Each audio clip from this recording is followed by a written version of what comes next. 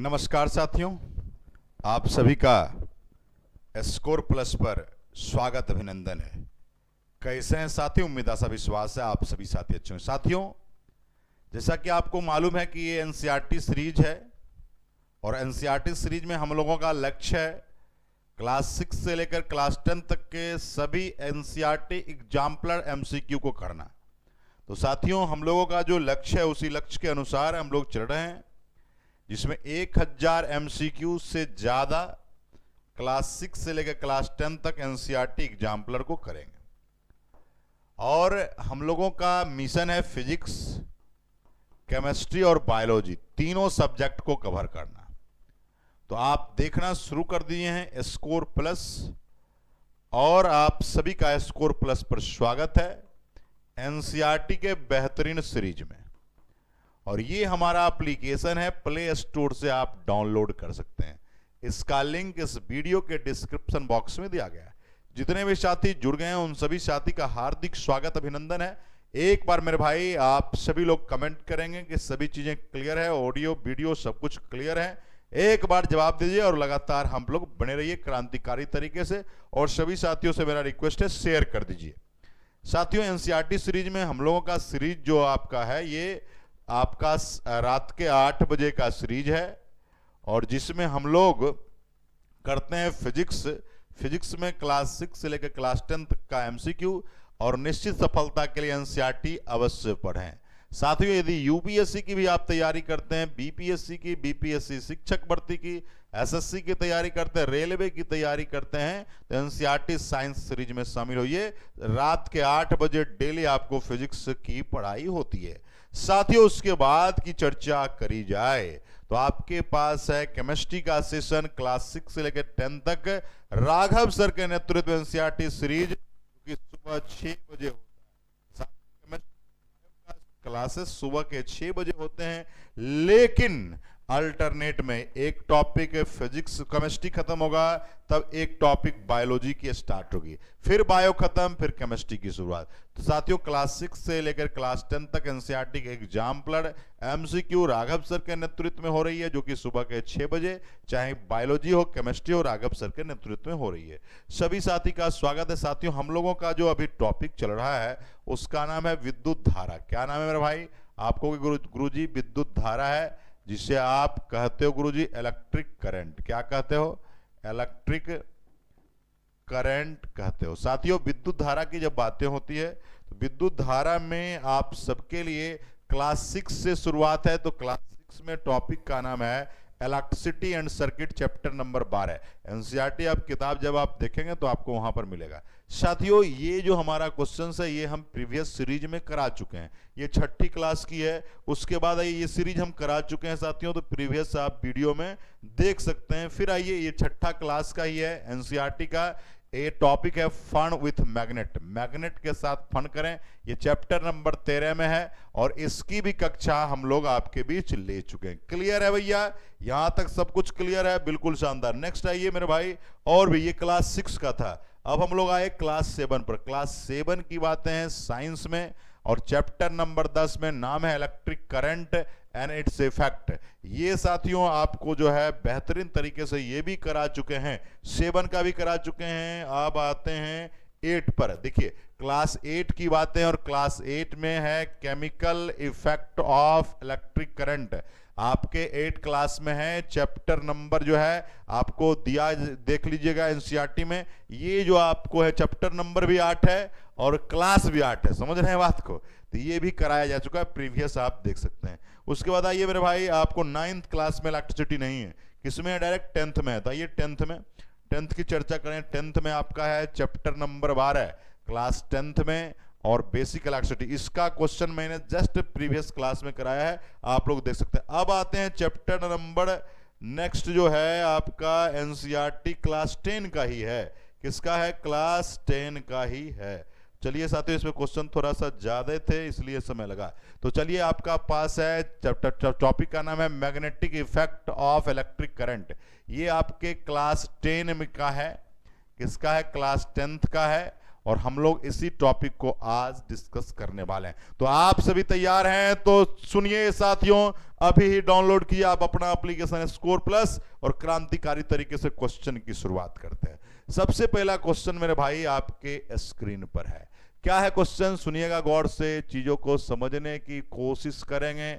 चुंबकीय क्षेत्र रेखाओं के संबंध में निम्न में से कौन सा असत्य प्रकथन है, तो विचार करें। ये हमारा है कि इसमें से कौन जो है स्टेटमेंट इनकरेक्ट है, इनकरेक्ट पर विचार करें। भैया यही आपका है, आजकल ट्रेंडिंग में क्वेश्चन आ रहा है इनकरेक्ट वाली, है ना। क्वेश्चन हमारा है, और चलिए बहुत अच्छी बात है। ऑप्शन नंबर आइए, किसी बिंदु पर चुंबकीय क्षेत्र की दिशा वह होती है जिस ओर चुंबकीय दिक् सूची का उत्तरी ध्रुव संकेत करता है। ये बातें क्या है मेरे भाई, सत्य है। ये बातें क्या हैं, सत्य हैं। दूसरा ये, चुंबकीय क्षेत्र रेखाएं बंद वक्र होती है, बिल्कुल सत्य बातें हैं। तीसरा ये, यदि चुंबकीय क्षेत्र रेखाएं समांतर और समदूरस्थ है तो वो शून्य क्षेत्र तीव्रता, बिल्कुल गलत बातें, ये नहीं हो सकते, शून्य तीव्रता नहीं हो सकती है मेरे भाई। उसके बाद आइए, चुंबकीय क्षेत्र की आपेक्षिक प्रबलता क्षेत्र रेखाओं की निकटता की कोटि द्वारा दर्शाई जाती है, और बिल्कुल सत्य बातें हैं। क्वेश्चन को थोड़ा समझिएगा, क्वेश्चन क्या कहा था, क्वेश्चन को थोड़ा सा बारीकी से समझने की जरूरत है साथियों। कह रहा है कि इसमें से कौन कथन आपका इनकरेक्ट है। इनकरेक्ट आपका ऑप्शन नंबर सी था, इसलिए इसका सही हो जाएगा ऑप्शन नंबर सी। चुंबकीय क्षेत्र रेखाएं समांतर तथा समदूरस्थ हैं तो वो शून्य क्षेत्र तीव्रता को निरूपित नहीं करते हैं। किसको कोई भाई समदूरस्थ हैं तो इसमें क्या होता है, शून्य नहीं होता तो इसको कह सकते हैं, यहां शून्य नहीं होगा, क्या होगा मेरे भाई, आप कहोगे कि अगर समांतर है तथा समदूरस्थ है तो पता है क्या करता है, तो गुरुजी आप कहोगे नहीं सर जी, तो कहोगे साथियों समान क्षेत्र तीव्रता को दर्शाता है। ठीक है, तो हमारा यही आपका आंसर होगा, क्योंकि नो वाले क्वेश्चन थे। क्लियर है, अगले क्वेश्चन की सीरीज में आइए। आपके पास क्वेश्चन नंबर 2 है, बेहतरीन सवाल है। क्या है, थोड़ा सा इस पर विचार करिएगा साथियों। कह रहा है कि यह चित्र व्यवस्था में प्लग से कुंजी निकालकर सर्किट को खोलकर क्षैतिज ए बी सी डी, देखिए यहां पर है ए बी सी और डी, ठीक है, पर चुंबकीय क्षेत्र रेखाएं खींचे तो यह रेखाएं होंगी। अंग्रेजी में भी लिखा हुआ मेरे भाई, यहां पर प्रत्यावर्ती धारा दे रहा है मेरे भाई, इसका मतलब है एसी की बातें हो रही है, ये हमारा है।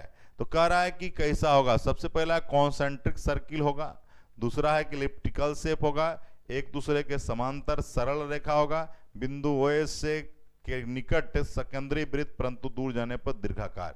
आपको सवाल का जवाब चाहिए मेरे भाई। तो आप कहोगे मेरे भाई जब भी एक दूसरे से बात होगी चुंबकीय क्षेत्र रेखाएं तो यहां पर क्या हो जाएगा, समांतर होगा, और समांतर जब होगा तो उसकी जो क्षेत्र की तीव्रता होती है, तीव्रता क्या होती है मेरे भाई, तो आप कहोगे गुरुजी समान होती है, पिछले क्वेश्चन में भी आपने पढ़ा है। तो आपका होगा option number C is the right answer, option number C. मेरे भाई जब भी एनसीईआरटी के सवाल आप बनाओगे तो एक एक क्वेश्चन पर विचार करोगे, अगर विचार नहीं करोगे तो दिक्कत हो सकती है, गलती होने का चांसेस आपका ज्यादा होगा। क्लियर है भैया, चलो नेक्स्ट क्वेश्चन की ओर चलिए।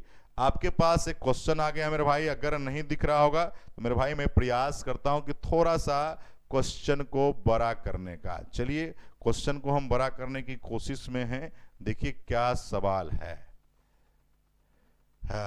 चलिए बड़ा किया जाए। चलिए क्वेश्चन आपका कुछ बड़ा दिख रहा होगा, चलिए क्वेश्चन आपको बड़ा दिख रहा होगा। चलिए क्वेश्चन हमारे पास क्या है सुनिएगा। कह रहा है तीसरा नंबर सवाल पर, कागज के तल से लंबवत तल में रखे वृत्ताकार पास में कुंजी को बंद करने पर धारा प्रवाहित होती है। बिंदु ए तथा बी जो कागज के तल में तथा पार्श्व के अक्षर पर है से देखने पर पास में प्रवाहित धारा क्रमशः वामवर्त और दक्षिणावर्त है। भैया जो भी अंग्रेजी में हिंदी में दिक्कत हो तो अंग्रेजी में देख लेना, ठीक है। चुंबकीय क्षेत्र रेखाएं बी से ए की ओर संकेत करती है, बी से किधर, ए की ओर। परिणामी चुंबक का उत्तर ध्रुव फलक पर जो निकट होगा, यहां पर आपको देखो ये सब दिखाया गया है, ए और बी दिखाया गया है, यहां पर ये भी दिखाया गया है। एसी की बात है भैया, प्रत्यावर्ती प्रतिरोध यानी एसी रेसिस्टेंस की बात हो रही है। किसकी? एसी रेसिस्टेंस की बात हो रही है। यहां पर आपको सर्किट दिखाया गया है। सबसे पहला बोला बिंदु ए के, बिंदु बी के, बिंदु ए यदि धारा कम है तथा बिंदु बी की धारा अधिक है, बिंदु बी के यदि धारा कम है तथा बिंदु ए की धारा अधिक है।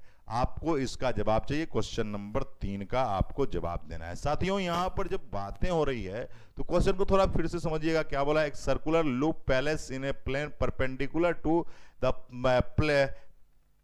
panel of proper carriage current when the key is on the current as seen from point A and V। तो कह रहा है किससे जा रहा है भैया? B to A जा रहा है। इसका मतलब A पर होगा, B से A पर जा रहा है तो A पर होगा। और ऑप्शन नंबर फर्स्ट इसका सही आंसर हो जाएगा।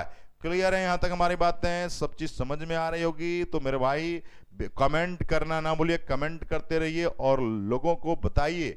स्कोर प्लस पर जो एनसीईआरटी की सीरीज क्लास 6 से लेकर क्लास 10 तक हम लोग करा रहे हैं।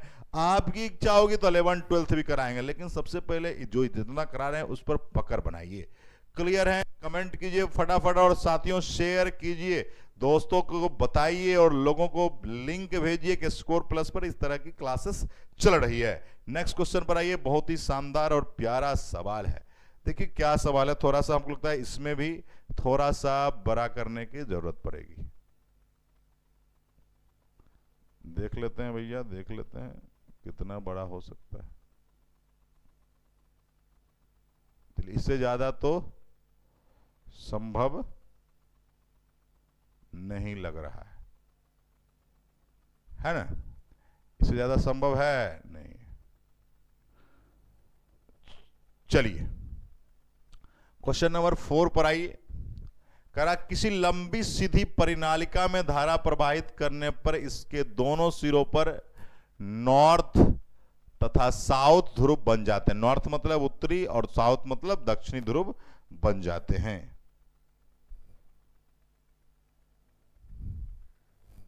साथियों अगर ये क्वेश्चन आपको स्पष्ट नहीं दिख पाए मेरे भाई तो थोड़ा सा आप एक काम कर सकते हैं। प्रयास तो मैं कर ही रहा हूं।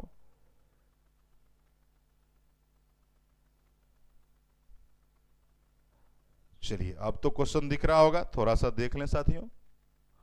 क्वेश्चन थोड़ा कट रहे हैं, ठीक है? क्वेश्चन जो है थोड़ा सा कट रहे हैं तो मैं प्रयास करता हूं कि इसको कैसे किया जाए। आपको प्रयास हमारी तो जारी रहेगी। चलिए अब तो लगता है कि क्वेश्चन दिखेगा। हाँ क्वेश्चन अब आपको दिख रहा होगा मेरे भाई। थोड़ा सा मैनेज करिएगा क्वेश्चन नंबर 4 की ओर।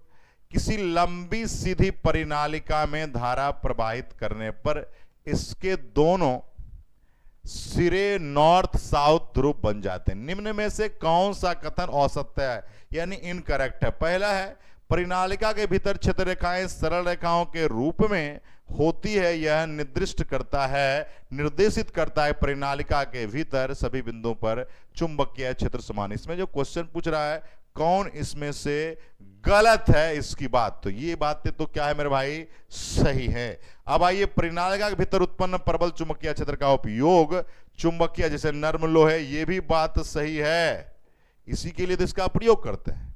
उसके यहां तक तो बातें आ गई मेरे भाई। चलिए तो दो आपका पहला और दूसरा सही हो गया। तीसरा पर आइए। तीसरा क्या कह रहा है? थोड़ा जानने और समझने की कोशिश करेंगे मेरे भाई, जानने और समझने की कोशिश करेंगे। तो देखिए क्या होने वाला है। देखिए नेक्स्ट क्वेश्चन की बारी है। चलिए तीसरा पर आइए मेरे भाई।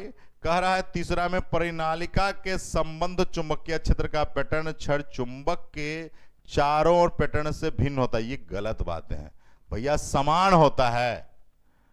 परिनालिका में प्रवाहित धारा दिशा उत्क्रमित करने पर नॉर्थ साउथ की अदला बदली हो सकती है, ये भी बातें सत्य हैं। तो यहां पर क्वेश्चन में था नो, तो नो वाला ऑप्शन नंबर क्या हो गया? सी हो गया। यानी 4 जो क्वेश्चन हम लोगों ने देखा उसका सी होगा।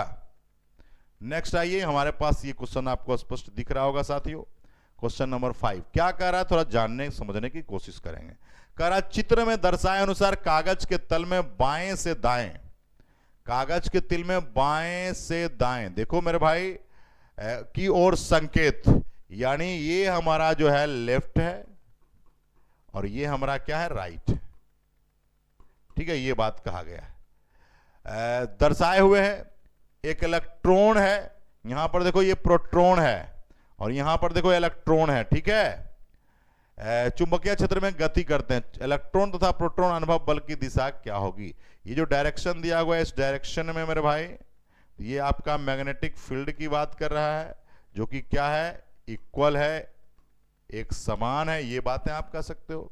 तो पहला क्वेश्चन का ऑप्शन क्या बोला, दोनों पर कागज के तल की ओर संकेत करते हुए, दोनों कागज के तल के बाहर की ओर संकेत, इलेक्ट्रॉन पर कागज के तल की ओर, प्रोटॉन कागज के तल के बाहर की ओर, इलेक्ट्रॉन पर एक समान चुंबकीय क्षेत्र दिशा के विपरीत तथा प्रोटॉन पर दिशा के अनुदिश संकेत करते हुए। क्वेश्चन नंबर 5 का आपको आंसर देना है मेरे भाई। कह रहा है मेरे भाई, कह सकते हो आपके, देखो पूरा तो कागज का तो पूरा सरफेस है, इसका मतलब इलेक्ट्रॉन हो या प्रोटॉन हो, दोनों जो है कागज की तल पर है, चाहे इधर का हो या इधर का हो, दोनों आपका होगा। तो ऑप्शन नंबर हो जाएगा A is the right. Focus both pointing the plane of paper, paper पर ही पॉइंटिंग है, ये बातें आपको सत्य पाई गई। यानी आप कह सकते हैं तल की ओर संकेत कौन कौन करता है, तो इलेक्ट्रॉन भी करता है और प्रोटॉन भी करता है। क्लियर है भैया। चलिए, विशेष दिक्कत हो तो एनसीईआरटी पढ़िए, एनसीईआरटी पढ़ेंगे तो बिल्कुल कॉन्सेप्ट आपका बन जाएगा। क्वेश्चन नंबर 6 पर आइए। व्यापारिक विद्युत मोटरों में निम्नलिखित में किसका प्रयोग नहीं किया जाता है। वाह क्या बात है भैया। पहला, आर्मेचर को घूर्णित करने के लिए विद्युत चुंबक बिल्कुल किया जाता है ना। विद्युत वाही कुंडली में चालक के तार फेरों को प्रभावी अधिक संख्या, बिल्कुल जितना आपका उसका बाइंडिंग की संख्या ज्यादा रहेगी उतना ही अच्छा होगा। आर्मेचर को घूर्णित करने के लिए अस्थाई चुंबक, मेरे भाई अस्थाई चुंबक जो होता है कम प्रबल होता है। आप जान लीजिए, अगर दो बातें हम लोग आपसे करेंगे, एक होता है विद्युत चुंबक, क्या होता है विद्युत चुंबक, दूसरा क्या होता है गुरुजी, अस्थाई चुंबक। अब देखो विद्युत चुंबक के साथ क्या होता है, विद्युत चुंबक के साथ होता क्या है और अस्थाई चुंबक के साथ क्या होता है। विद्युत चुंबक की जो बातें हैं, विद्युत चुंबक जो है अत्यधिक प्रभावी होता है, ठीक है, अधिक प्रभावी अधिक होता है, लेकिन ये प्रभावी क्या होता है, कम होता है। और इस कारण से मैंने लगाया कुंडली को लपेटने के लिए नर्म लोहे, बिल्कुल सही है। और क्वेश्चन में क्या पूछ रहा है कि उपयोग नहीं किया जाता है, ऑप्शन नंबर सी इसका राइट आंसर होगा। यही तो है आजकल। देखिए अभी मात्र मैंने 6 सवाल कराए, 6 सवाल में हमको लगता है 3 सवाल तो जरूर ऐसे होंगे जो नहीं वाला कॉन्सेप्ट पूछ रहा था। तो मेरे भाई जब जब अगर हम बात करेंगे क्वेश्चन के पैटर्न को लेकर, क्वेश्चन का पैटर्न बिल्कुल बदल रहा है, सिस्टम बदल रहे हैं, क्वेश्चन ही तो देखिए। नेक्स्ट क्वेश्चन आइए 7वें नंबर सवाल पर। देखो बहुत ही शानदार सवाल है 7वां नंबर। क्या सवाल है, चित्र में दर्शाई गई व्यवस्था में दो कुंडली किसी औचालक, औचालक बोल रहा है, सुनिएगा बात को, यानी यहां पर कर रहा है नॉन कंडक्टिंग, यानी कुचालक भी कह सकता था, बेलनाकार छड़ पर लिपटी है। आरंभ में प्लग में कुंजी नहीं लगी है, इसके पश्चात प्लग में कुंजी लगाकर फिर हटा दी जाए तो क्या होगा। वाह क्या क्वेश्चन पूछ रहा भैया, लग रहा है पूरा प्रैक्टिकल करा देगा यहीं पर।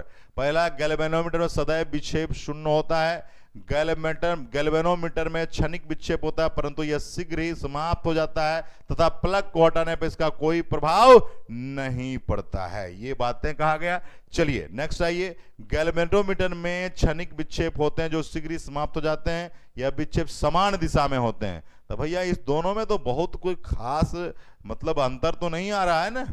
गैल्वेनोमीटर में क्षणिक विक्षेप होते हैं जो शीघ्र समाप्त हो जाता है परंतु दिशा विपरीत, और यही आपका सही होगा, यही बातें होगी भैया। हटा ली जाए तो डायरेक्शन जो है आपका अपोजिट हो जाएगा, डायरेक्शन क्या होगा, अपोजिट हो जाएगा, और ऑप्शन नंबर डी इसके सही जवाब होंगे। क्लियर है भैया। नेक्स्ट आइए क्वेश्चन पर। साथियों जो भी साथी देख पा रहे हैं उन सभी साथी से मेरा आग्रह है एक बार वीडियो को, सेशन को शेयर कर दीजिएगा साथियों। चलिए क्वेश्चन नंबर 8 में निम्नलिखित में फिर देखो औसत पर कथन पर चयन कीजिए। औसत की बात है यानी इनकरेक्ट की बात है। देखिए क्या जवाब है मेरे भाई, इसमें भी आपको थोड़ा सा दिक्कत का सामना करना पड़ रहा होगा, तो मेरे भाई मैं प्रयास करता हूं कि थोड़ा सा इसको जो है हल्का बड़ा करने की कोशिश हमारी होगी। चलिए अब अगर भैया दिख रहा है,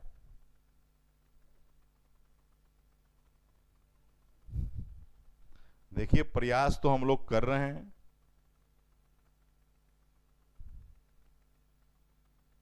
चलिए इससे ज्यादा संभव नहीं है, समझ रहे बात को।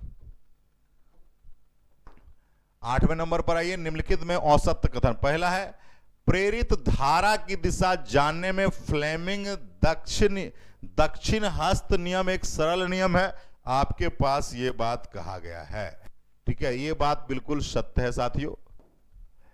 धारावाही चाल के चुंबकीय क्षेत्र की दिशा जानने के लिए दक्षिण, तो वही बात है भैया।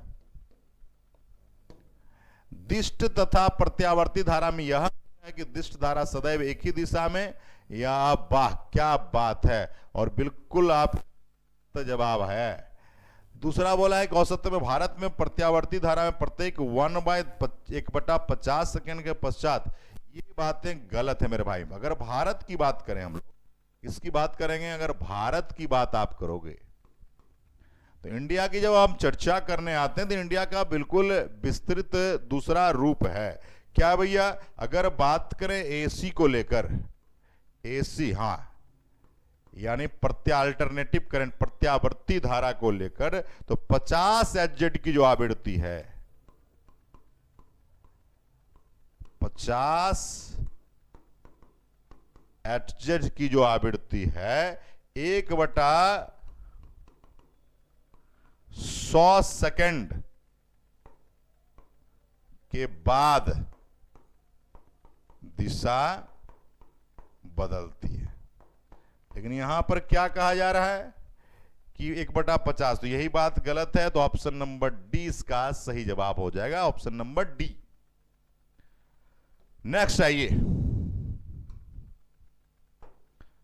करा चित्र में दर्शाए अनुसार कागज के तल में स्थित किसी क्षैतिज तार पूर्व से पश्चिम, यानी आपको कह रहा ईस्ट से वेस्ट की बात कर रहा है, नियत धारा प्रवाहित हो रही है। चुंबकीय क्षेत्र की दिशा उत्तर से दक्षिण में, यानी आपका ये हो गया पूर्व है, ये हो गया पश्चिम है, ये हमारा उत्तर हो गया, ये हमारा दक्षिण हो गया। कॉन्सेप्ट को थोड़ा अच्छे से सुचारू रूप से उसको देखिए। तो कह रहा उत्तर से दक्षिण, यानी इससे इससे बात हो रही है कि उस बिंदु पर होगी, तार के ठीक ऊपर है, तार के ठीक नीचे है, कागज के तल में है, कागज के तल में दक्षिण में बोल रहा है, एक बार उत्तर में बोल रहा है। आपको जवाब देना है क्वेश्चन नंबर 9 को लेकर। तो सबसे पहले अगर हम लोग बात करेंगे साथियों, तो उत्तर और दक्षिण तो नहीं होगा, ऊपर होगा कि नीचे। देखो क्या बोला, नॉर्थ से दक्षिण, मतलब नीचे की ओर होगा, और इसका सही जवाब होगा ऑप्शन नंबर बी सही जवाब होगा, तार के ठीक नीचे है। क्योंकि उत्तर से दक्षिण की बातें हो रही है, उत्तर से किधर हो रही है, दक्षिण की बातें हो रही है, नॉर्थ से साउथ की बात हो रही है, तो आप कहोगे कि नीचे डाउनवर्ड की बात हो रही है, ठीक है। नेक्स्ट क्वेश्चन पर आइए, क्वेश्चन नंबर 10 बहुत ही शानदार है, छोटा सवाल है। कह रहा है किसी लंबी सीधी धारावाही परिनालिका के भीतर चुंबकीय क्षेत्र की तीव्रता क्या होती है। आपको जवाब देने की जरूरत है साथियों। तो एक बात आप जान लो, परिनालिका के भीतर की बात हो रही, किसकी बात हो रही है, परिनालिका के भीतर की बात हो रही है। तो साथियों इसमें अगर हम लोग चर्चा करें तो आप कहोगे कि सभी जगह क्या होती, समान होती है, इक्वल होते हैं, और इसका सही केंद्र की अपेक्षा अधिक, ये बात अधिक कम की बात नहीं होगी, कम की भी बात नहीं होगी। ऑप्शन होगा सभी बिंदु पर समान होंगे, सेम द ऑल पॉइंट्स, सभी जगह समान होंगे, क्योंकि बोला है किसी लंबी सीधी परिनालिका की बात कर रहा है कि चुंबकीय क्षेत्र की तीव्रता क्या होगी। तो हमारा कहोगे कि सब जगह क्या होगा गुरुजी, समान होगा। नेक्स्ट आइए, आपके पास बहुत ही शानदार है 11 नंबर सवाल। एसी जनित्र को डीसी जनित्र में, यानी एसी जनरेटर को डीसी जनरेटर में, ठीक ठीक है, परिवर्तित करने के लिए किसकी आवश्यकता होती है? बहुत ही इंपॉर्टेंट सवाल है, बहुत ही प्यारा सा सवाल आपको पूछा गया है। ये सवाल एक बार नहीं बहुत बार परीक्षा में आए हैं। तो सबसे पहले अगर हम लोग बात करेंगे तो इसके लिए हम लोग, आप कहोगे कि स्प्लिटरिंग टाइप कम्युलेटर का इस्तेमाल, कम्युटेटर का इस्तेमाल करते हैं, और ऑप्शन नंबर हमारा ए हो जाएगा। कह रहा है स्ट्रिप, ये बात गलत है, ये बात गलत है, ये भी बात गलत है। तो आपका होगा भैया, आपका स्प्लिट रिंग टाइप कम्युटेटर का इस्तेमाल आप करते हैं। नेक्स्ट आइए, और ये हमारा एनसीईआरटी सीरीज का बेसिक इलेक्ट्रिसिटी का लास्ट क्वेश्चन होगा। घरेलू संधारित्रों को लघुपतन अथवा अतिभारण से बचाने के लिए, यानी शॉर्ट सर्किट से बचाने के लिए क्या महत्व है? अगर आपके घर में यदि बहुत सारा बिजली का उपकरण लगा है और शॉर्ट सर्किट लग जाता है तो आपकी पूरी उपकरण खराब हो जाएगी। तो उपकरण को चाहते हैं बचाने के लिए अर्थिंग, बिल्कुल गलत बात। फ्यूज का उपयोग करेंगे तो क्या होता है कि जब ओवरलोड होगा तो फ्यूज जो है उड़ जाता है, और फ्यूज जब उड़ जाएगा तो सप्लाई बंद हो। फ्यूज के उड़ने के कारण इलेक्ट्रिक करंट का जो सप्लाई है वो बंद हो जाता है, और जब सप्लाई बंद हो जाएगा तो आपका उपकरण जो है क्या हो जाएगा? आप कहोगे गुरुजी कि सुरक्षित रहेगा। स्टेबलाइजर, देखिए स्टेबलाइजर को देखा जाता है वोल्टेज को मेंटेन करने के लिए। मोटर भैया ही सबका काम, मोटर का काम क्या है? इलेक्ट्रिक मोटर का काम क्या है? इलेक्ट्रिकल एनर्जी को मैकेनिकल एनर्जी में कन्वर्ट करता है। स्टेबलाइजर का काम क्या है? वोल्टेज को मेंटेन रखना। अर्थिंग का काम क्या है? इसका भी काम क्या है भैया? कि करंट को, सप्लाई को प्रॉपर क्या करना, स्टेबल करना। तो ये हमारे कॉन्सेप्ट थे मेरे भाई एनसीईआरटी। तो आप सबको एनसीईआरटी सीरीज में थोड़ा सा दिक्कतें आ रही होगी, तो उसके लिए आप एनसीईआरटी किताब पढ़िए। जो भी साथी हमारे सेशन को देखते हैं मेरे भाई, और आप सबसे मेरा आग्रह है कि साथियों, अगर एनसीईआरटी सीरीज को आप चाहते हैं कि अच्छे तरीके से करें, तो साथियों आप कंप्लीट थ्योरी बैच में स्कोर प्लस पर आ सकते हैं। स्कोर प्लस पर जब थ्योरी बैच में आएंगे, उसमें एकदम धीरे धीरे पूरा कॉन्सेप्ट पहले बताया जाएगा, उसके बाद जितने भी इसमें टिपिकल सवाल हैं उसको वहां पर कराया जाएगा। तो जो भी साथी ईमानदारी शिद्दत से पढ़ाई करना चाहते हैं तो अभी डाउनलोड कीजिए आप अपना एप्लीकेशन स्कोर प्लस। इस वीडियो के डिस्क्रिप्शन बॉक्स में दिया गया है, जिसमें क्लास 6 से लेकर क्लास 10 तक का जितने कॉन्सेप्ट हैं सभी कॉन्सेप्ट कराए जाएंगे। उसके बाद जितने एमसीक्यू हैं, जितने चीजें हैं, सभी चीज उसमें आपको डिटेल से कराया जाएगा। तो साथियों जुड़ना ना भूलें। अगर आप YouTube पर रेगुलर क्लास करते हैं साथियों, तो बहुत बहुत धन्यवाद आप सबको। और आप टेलीग्राम को ज्वाइन कर लीजिए। टेलीग्राम में आपको proper information, proper PDF, proper सब कुछ प्रोवाइड कराई जाती है साथियों। तो आप सबका दिन शुभ हो। लगातार बने रहने के लिए क्रांतिकारी सलाम है साथियों, और मिलेंगे नेक्स्ट सेशन में बेहतर क्वेश्चन के साथ, बेहतर टॉपिक के साथ। तो साथियों इलेक्ट्रिसिटी में हमने, आपने देखा इलेक्ट्रिसिटी और मैग्नेट को हमने साथ लेके चला है। तो क्लास 6 में 2 चैप्टर, क्लास 7 में 1 चैप्टर, क्लास 8 में 1 चैप्टर, क्लास 9 में 0 चैप्टर, क्लास 10 में 2 चैप्टर। तो साथियों अगर देखा जाए इलेक्ट्रिसिटी और मैग्नेट को लेकर, तो ये सब जो हम लोगों ने कराया आपको कॉन्सेप्ट, इसके लिए आपको बेहतरीन तरीके से एनसीईआरटी करने की जरूरत है। जिस दिन एनसीईआरटी पर आप पकड़ बना लोगे तो बिल्कुल सिलेक्शन की सरताज आप पहन लोगे। तो आप सबकी जय हो, धन्यवाद, लव यू ऑल। अगर वीडियो अच्छा लगे मेरे भाई तो एक बार आप शेयर जरूर कीजिएगा, कमेंट जरूर कीजिएगा। धन्यवाद, लव यू ऑल।